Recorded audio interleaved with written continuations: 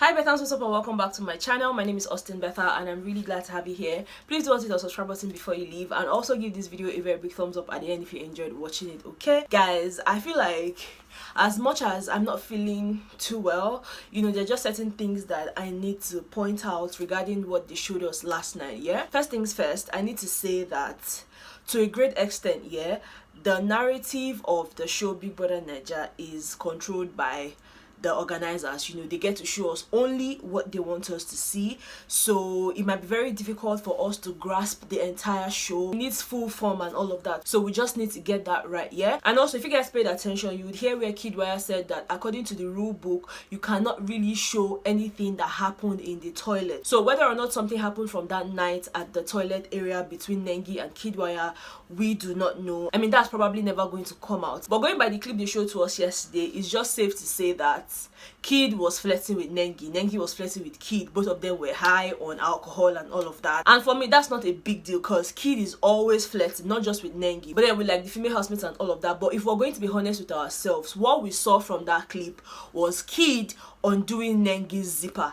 And again guys, go and watch that video again. Maybe I'm going to insert it here for you guys to see. Nengi did not particularly see Xoxo coming before she ran. She had already turned and started running before Xoxo came into that particular shot, you know. So it's very unfair to say, oh, she actually saw Xoxo and that's why she started running. Okay guys, even if we're going to point fingers and all of that, let's be honest about it. I'm not here to side Nengi or whatever. I don't care what they were doing that night, like na them sabi, but let's be honest, okay? Yes, Kid was whispering into her ears. They said they don't remember. They get amnesia obviously, so there's really nothing we can do. But the question of, oh, was Kid flirting with Nengi? Yes, but in my opinion, Nengi was flirting back, so it was a two-way thing. Nobody should point accusing fingers at just one person, okay? Also, speaking about V, guys, let me tell you, V was very matured from last night. I mean, she's been really comporting herself, and for me that's a plus, you know, because from everything that was happening, one would expect V to throw tantrums and all of that, but she was very calm about it, you know, even catching crews like, you know, just making those sounds and all of that. I feel like part of the reason she was doing that was just to put T-Badge in her place, you know, just pepper her like, see, I'm not going to give you the drama you are looking for and all of that. So, you know, for her it was just cruise like, okay, yeah, say your truth. So in fact, she actually told Kaisha, say your truth, okay? Now the question of whether Neo was lying or not, guys, we all watched the show. We knew that at some point, yeah, Neo was kind of leading Kaisha on, and you know, Kaisha liked the guy, so at some point it looks like that.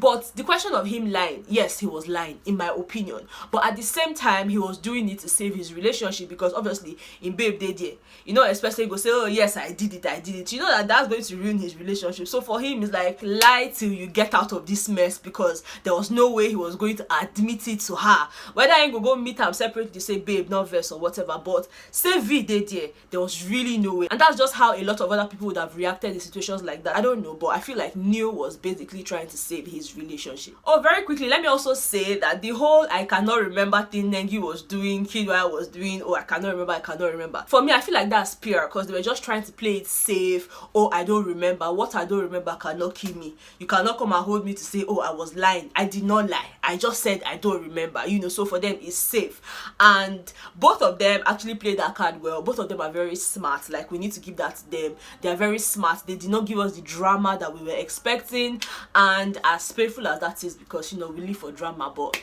oh well, we understand it and we're definitely going to move on from it, okay? Also, very quickly on Kaisha, guys, I understand that Kaisha felt very hurt that, you know, Neo was lying and denying all the things that happened between the both of them.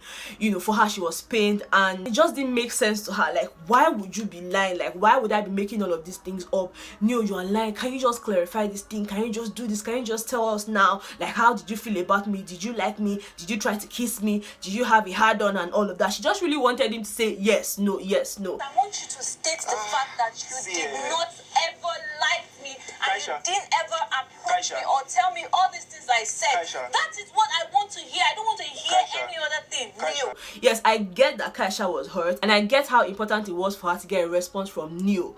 But for me, her approach was a bit too much. Like, relax, okay? Whether you shout now, say, okay, tell me. He's not going to tell you if he doesn't feel like telling you. You know, so walking out of the set and, you know, coming back much later, for me, that was not necessary, because whether you shout from now to tomorrow, if guy want to tell you something, go tell you. If you don't want to tell you, he not go tell you. It's just how you say, oh, you can force a horse to the river, but you cannot force it to drink. You know, so whether you shout, Neil say in not tell you say in like you, even though we know that to some extent the guy was feeling you, you know. So just tone it down a bit. Well, it already passed, but then that was actually one of my observations. Now finally, Lilo and Eric, for me, they never changed, you know.